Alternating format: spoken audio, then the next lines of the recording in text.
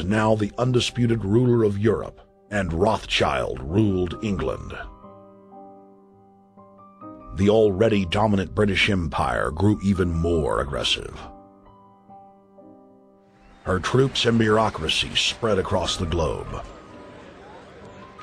The sun never set on Britannia's holdings. The banking cartel funded, in fact, since about 1800, they have funded both sides of almost every war. And of course, they're getting the interest off of the loans that they've given the various governments and the wars that they have actually helped stimulate and create. By 1900, Germany was a rising force and a leader of the Industrial Revolution. World War I, for instance, there was absolutely no reason to have World War I, except that it was an ideal opportunity for the banking cartel to make a pile of money by funding both sides of that particular war. On June 28, 1914, the heir to the Austrian-Hungarian throne, Archduke Franz Ferdinand, was assassinated while traveling in a motorcade.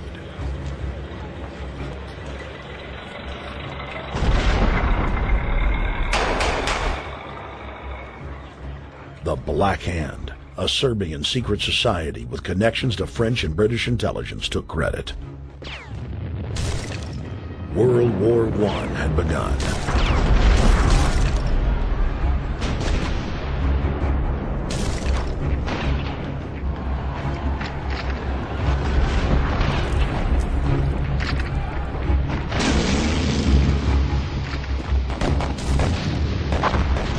Armaments companies financed by Rothschild-controlled banks in Germany, France, England, and Austria bankrolled all the factions.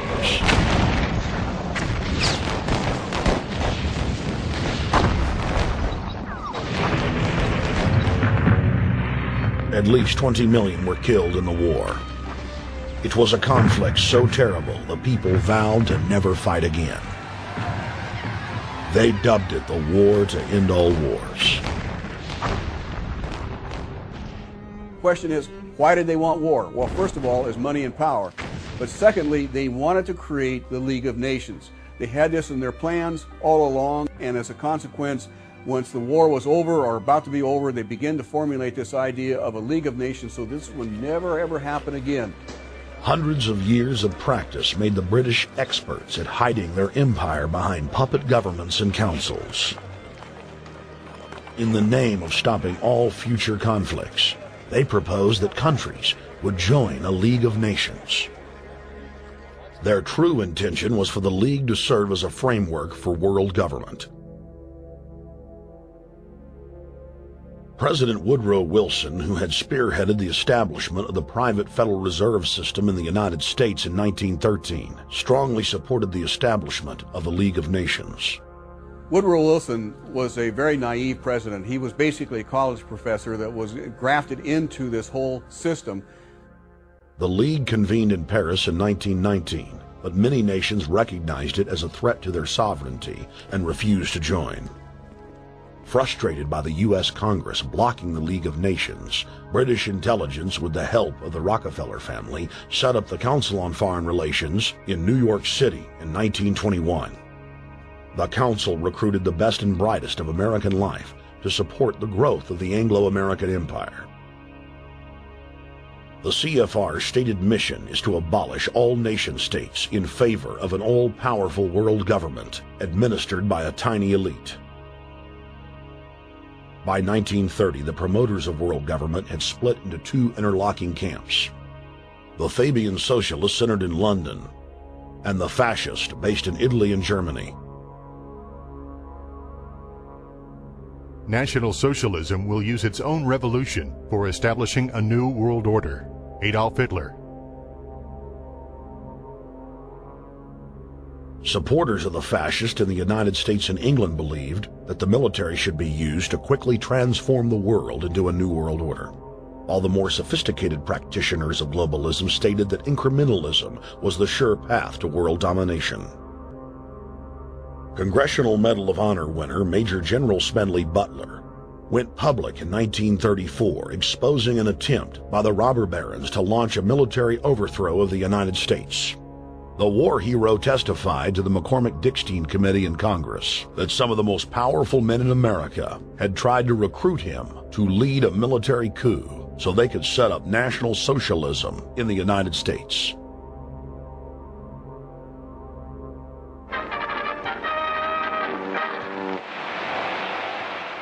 I appeared before the Congressional Committee, the highest representation of the American people, under subpoena to tell what I knew of activities which I believe might lead to an attempt to set up a fascist dictatorship. I was supposed to lead an organization of 500,000 men, which would be able to take over the functions of government. The fascist had also made deep inroads in England. Edward VIII, King of England, was forced to abdicate the throne because of his public support for Hitler. Was es sich dabei nicht nur das negative Problem der Bekämpfung dieser Lehre und ihrer Organisation handelt, sondern die Durchführung der positiven Aufgabe der Gewinnung des deutschen Arbeiters für den nationalen Staat.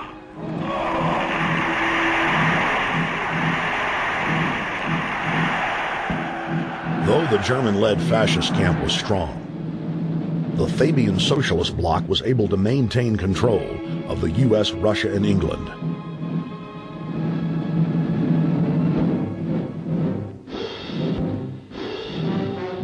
In the build-up to World War II, and during the conflict, the bankers again financed both sides, just as they had done with Napoleon.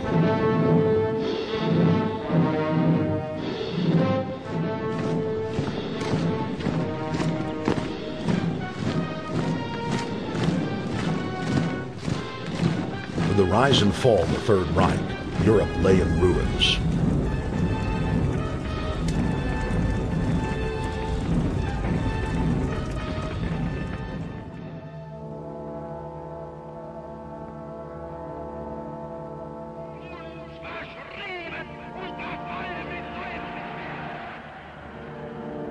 Once again, the elite claimed that only global governance could save humanity from certain destruction. And this time, the elite would succeed in setting up their world body.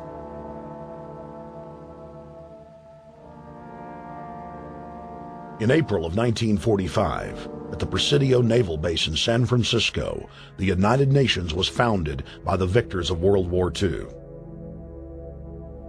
The United Nations complex was then built in New York City on land donated by John D. Rockefeller. Shortly after the elite established the United Nations as their base in the United States, the newly formed World Council quickly began work on the next phase in their plan, the incremental formation of continental superstates. The first step in their trilateral plan was the creation of the European Union. Unifying Europe had been tried many times and was extremely unpopular. Where Napoleon and Hitler had failed to accomplish their goals using force, the globalists would succeed using stealth. The British spearheaded the formation of the Council of Europe on May 5, 1949. The Treaty of London claimed to only establish trade ties between European nations, like NAFTA or GATT in North America. Its true intention was the formation of a European superstate.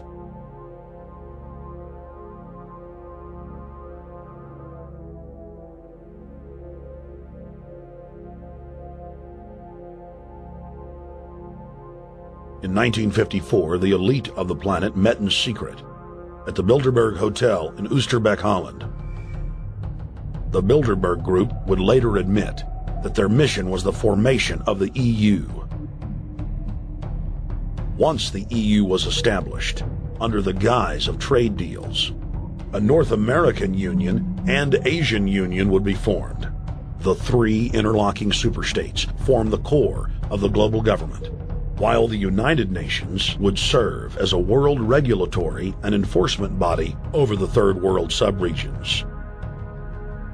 The Bilderberg Group consists of the heads of all of the managing roundtable groups that steer individual countries. Picture the elite power structure of the world as a giant pyramid, with only the elite of the elite at the tip-top of the capstone. The group has been so secretive that until the mid-1980s, the controlled corporate media denied its existence.